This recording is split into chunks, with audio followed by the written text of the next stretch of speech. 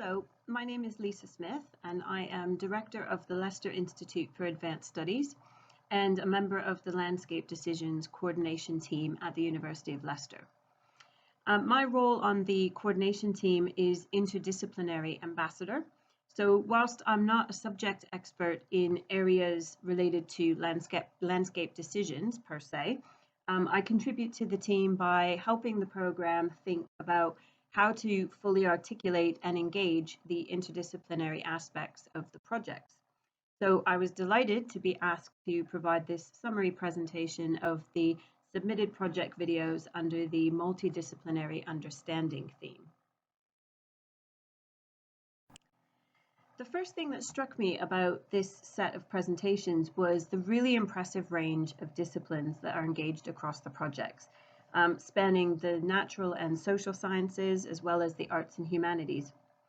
Some of the disciplines represented by the collaborators across these projects included contemporary arts, anthropology, law, history, fine art, physical geography, environmental science, mathematics, heritage, ecology, health and well-being, classics, cultural geography, archaeology, and the performing arts.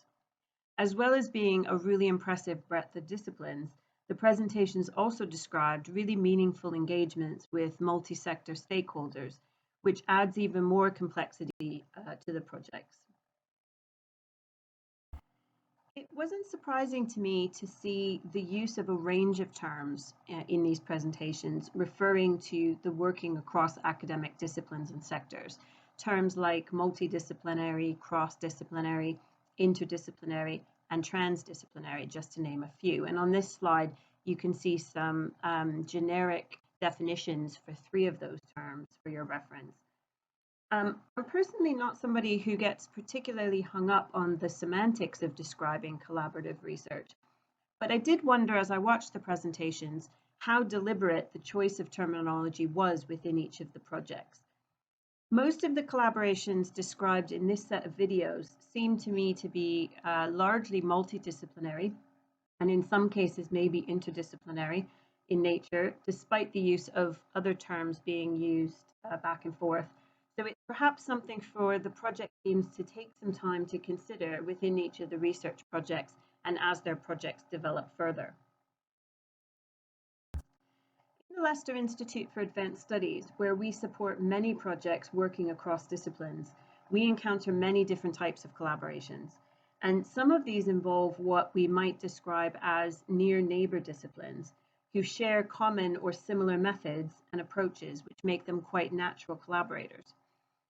These sorts of near neighbor projects can really be beneficial and are perhaps the most common type of research collaboration that we see. On the other end of the spectrum are projects involving what we might describe as distant cousin disciplines.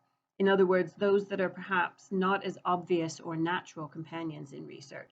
And this might be because their methods are very different, or they have fundamentally different conceptions of data or theoretical foundations. These distant cousin collaborations can be some of the most revolutionary because they really tend to push the boundaries of knowledge. And many of the projects in these presentations involve distant cousins coming together to shape and tackle complex research questions, which was really exciting to see. One of the things that we encounter quite often in interdisciplinary projects is a lack of sophistication in the collaborations and difficulties with meaningful integration of the various disciplines. But these projects in this collection of videos really seem to be working towards common goals together. And it was refreshing to see so many examples of complex research questions being genuinely addressed from different angles, using a range of research methods originating across a wide range of disciplines. As well as applying complementary research methods, many of the projects described using interdisciplinary approaches to help them engage with the wider public, which was also great to see. A good example of this in the presentations was the use of art installations and performances as a dissemination strategy to reach the wider public.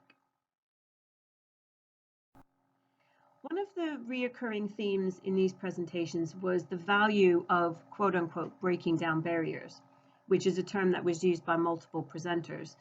And this recognition of the barriers that can exist between disciplines is really important. And there was evidence in these presentations of the project teams making real effort to overcome this challenge. And one of the most common challenges that we encounter in interdisciplinary collaborations is the lack of common language across disciplines, which can make effective communication really difficult. This specific challenge was mentioned by a couple of the presentations, particularly with regard to varying meanings of the term landscape, which is obviously fundamental to the topic of landscape decisions. So negotiating common understandings of key terms, or at least reaching a consensus about the variability of these terms, is something that research teams often don't take time to do. So it was encouraging to hear this issue raised expressly in some of the presentations. Beyond this issue of communication, it would be interesting to hear more from these project teams about what other challenges they have faced when they've been trying to break down barriers. I suspect that some of the projects have found it difficult to negotiate the meaning and value of different forms of data, for example, as this can vary a lot across disciplines, particularly where project teams are implementing methods across the natural sciences and arts and humanities disciplines, where the nature and meaning and analysis of data can be really different and often poorly understood by each other at the start of a new collaboration. So I would encourage the project teams to reflect on this throughout their projects if they haven't started to do so already, as it can be really useful for informing future collaborations. As well as breaking down barriers between academic disciplines, many of the projects in these presentations described working directly with practitioners and policymakers, which is really important for ensuring that the research achieves impact locally and nationally. It would be interesting to know more about how these interactions have been going within the projects and how the project teams have found the engagement with these various stakeholders. This might be an area where the wider program can think about developing best practice guides based on the experiences of the project teams to help inform future research projects. It would also have been great to hear more explicit mention in the presentations about what the specific added value of the interdisciplinary approaches are. Some of the presentations touched on this issue, but the question I always ask myself when I am reviewing interdisciplinary project proposals or outputs is, what did this specific collaboration achieve that they couldn't have achieved on their own? In some cases, the relationship between disciplines and sectors seemed in these presentations to be focused perhaps on knowledge and experience transfer rather than really genuine co-production of research and research questions. So I think it's also important for the project teams to think about developing even more genuinely collaborative relationships as their projects evolve. These are the sorts of things that projects can reflect on as they progress, and it can really help them to better articulate how the collaborative approach that they've taken produces something that's greater than the sum of its parts. The final thing I wanted to mention in this summary presentation was how creatively many of the projects have responded to the COVID-19 crisis.